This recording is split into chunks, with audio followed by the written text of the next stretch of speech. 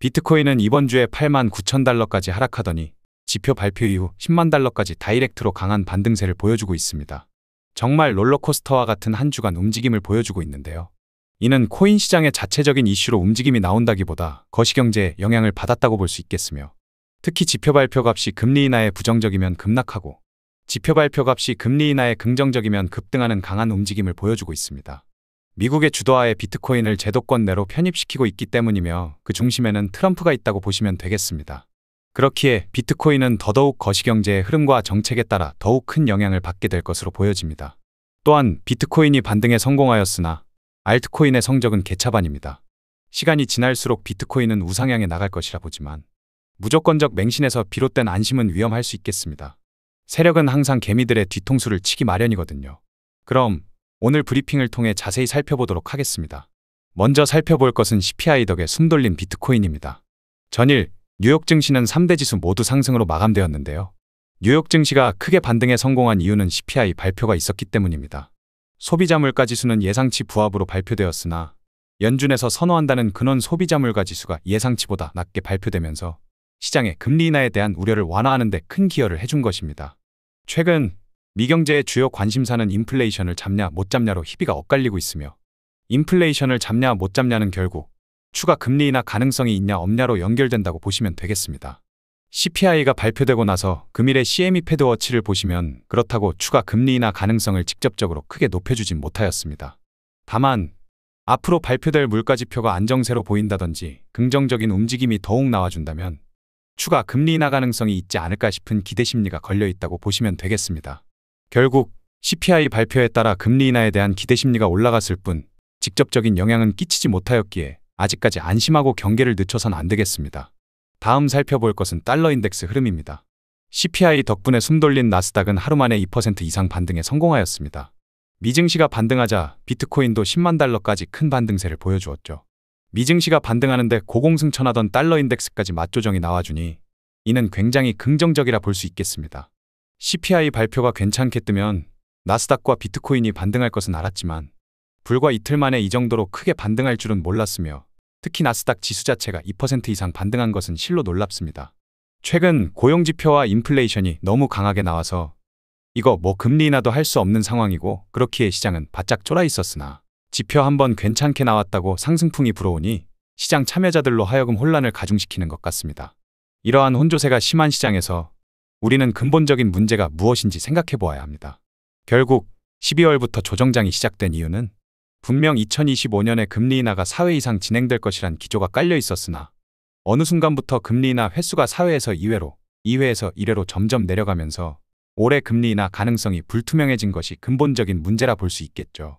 전일 CPI가 발표되면서 금리 인하에 대한 긍정적인 지표값이 나와주었으나 직접적으로 금리 인하의 횟수에 영향을 주었는가로 본다면 글쎄입니다.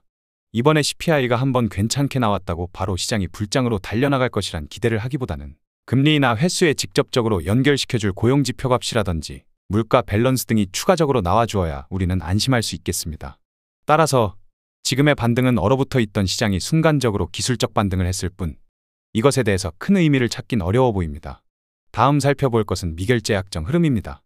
노란색 선은 비트코인 가격을 의미하며 초록색 바는 미결제 약정을 의미합니다. 미결제 약정은 수익이 실현되지 않은 포지션을 의미하며 언젠가 수익 실현이 될 물량이라고 보시면 되겠습니다. 비트코인은 재차 10만 달러 이상까지 반등에 성공하였으나 미결제 약정은 보시는 바와 같이 계단식으로 우하향 중입니다. 즉, 시장에 자금이 점진적으로 계속 유출되고 있다는 것이죠. 시장의 자금 유입량보다 유출량이 많다는 것이며, 그럴 경우 시장의 유동성은 축소될 수밖에 없겠습니다. 실제로 제가 92,000달러 부근에서 알트코인 6종목을 매수하였는데 비트코인 가격 자체는 10만 달러 이상까지 반등해 주었으나 알트코인의 수익률 및 상승세는 형편없습니다. 가격을 상승시키는 분위기라기보다 보안 및 박스권을 통해 점진적으로 물량을 개미들에게 떠넘기는 행위로 보여집니다. 시장은 단순히 가격 차트만 볼 게 아니라 거래량이라든지 유동성 등의 수급을 봐야 하는데, 시장의 자금 유출량이 더 많은 시점에서 좋은 성적을 기대하기란 어려운 법이죠. 그러니 홍매수 못하셨다고 안달내지 마시고 사실상 비트코인만 가격이 반등했을 뿐이지 알트코인의 성적은 개차반이니까 상반기 저점 자리까지 차분히 기다려보시는 것도 좋겠습니다. 다음 살펴볼 것은 코인베이스 프리미엄입니다. 코인베이스 프리미엄이라고도 불리우고 버거 프리미엄이라고도 하죠. 최근 버거 프리미엄 흐름을 보시자면 비트코인이 다신 조정에 안 나올 것처럼 급하게 반등하다가도 꼭 10만 달러 부근만 오면 미국에서 냅다 던지기 시작합니다. 이번에도 10만 달러 부근까지 상승하였으나 해당 시점부터 버거 프리미엄이 다시 음수로 전환되기 시작하고 있죠. 만약 이번에도 버거 프리미엄이 양수로 재차 전환하지 못하고 음수값이 더욱 확대되어 간다면 비트코인의 재조정 흐름은 막을 수 없겠습니다. 지금 코인 시장은 아시아에서 끌고 가는 것이 아닌 미국이 주도해서 끌고 가고 있기 때문에 미국에서 던지면 어쩔 도리가 없습니다. 다음 살펴볼 것은 가상자산에 있어 알트코인들의 상대적인 위치가 어디쯤인지 알 수 있는 알트코인 인덱스입니다. 비트코인은 89,000달러에서 10만 달러까지 다이렉트로 강한 반등세가 나와주고 있지만 알트코인의 움직임은 상당히 저조합니다. 지금은 다음 ETF 후보로 여겨지는 리플만이 전고점을 돌파하며 고공분투를 하고 있죠. 그러한 리플이 시장의 매수 심리를 자극하면서 다른 알트코인들의 상승세까지 영향을 줄 수 있겠으나 그간 하락 조정에 대한 되돌림 반등일 뿐 강세 시장으로 진입까진 어려워 보입니다. 정리하자면 지금 알트코인 인덱스가 반등하는 것처럼 보여도 기술적 반등일 뿐 알트코인 인덱스상 저점 영역인 25포인트 부근까지 하락할 가능성을 준비해 주시길 바라며 그때 우리는 알트코인 저점 매수 찬스를 얻게 될 것이라 판단합니다. 다음 살펴볼 것은 비트코인 점유율 차트입니다. 해당 점유율 차트는 가상자산 시장에 있어 비트코인이 가지고 있는 점유율과 알트코인이 가지고 있는 점유율을 살펴볼 수 있는 차트입니다.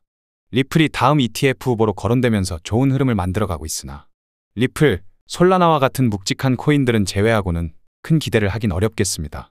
지금 크게 보자면 9만에서 10만 달러까지의 보합 및 박스권이 진행되고 있는데 상당수의 개미들은 6만 달러 부근에서 진입해서 아직까지 들고 있다기보다는 9만에서 10만 달러 부근에서 신규 진입을 하거나 재진입한 사람들이 대부분일 것입니다. 그러니 9만에서 10만 달러의 가격대 위치는 무거울 수밖에 없고 한번 무게를 비울 필요가 있겠습니다. 작은 파형의 상승 사이클이 아닌 큰 추세의 상승 사이클이 시작되기 위해서는 한 번은 하락 골짜기를 깊게 파줄 필요가 있다는 것이죠. 개미들은 9만 달러가 저점이었니, 9만 2천 달러에 매수했니, 9만 4천 달러에 매수했니 하면서 서로 간 저점에 대해서 왈가왈부하지만 그것은 시간 지나고 봤을 때 순간 스쳐 지나가는 가격대일 뿐 크게 의미를 부여하긴 어렵겠습니다. 지금의 가격대는 큰 추세의 상승 파형을 만들기 위한 하나의 과정 단계일 뿐 아직 진정한 저점은 나오지도 않았고 큰 한방을 기다릴 줄 알아야 한다고 생각합니다. 물론 저도 지금 중간중간 단타 매수 진입은 하고 있지만 글쎄요. 큰 한방의 조정을 피하고 저점에 매수하기 위해선 이제 슬슬 단타 진입도 정리하고 현금화를 최대한으로 끌어올려주는 것이 옳겠다고 보여집니다. 오늘 준비한 영상은 여기까지입니다. 저는 지금 매수를 하더라도 길게 장투 스윙을 위한 매수 진입을 한다기보다 기술적 반등의 짧은 수익을 목표로 하고 있습니다. 지금은 매수를 하시더라도 메인 시드를 크게 담으시고 길게 끌고 가신다기보다는 방망이를 짧게 잡고 번트 치듯이 짧게 치고 빠지는 것이 중요하다고 보여지며 혹 단타는 본인의 성미에 맞지 않다 하시는 분들은 찐저점이 나올 때까지 차분히 기다려보심이 좋겠습니다. 결국 올 것은 오고 만다는 사실을 인지해 주시길 바라며 과연 저점이 올까 싶으시겠지만 결국 시간 지나고 보면 우리가 기다렸던 자리는 항상 도착했다는 것을 잊지 마시길 바랍니다. 그럼 오늘도 좋은 하루 되시길 바라며 구독자 여러분들의 성공 투자를 기원하겠습니다.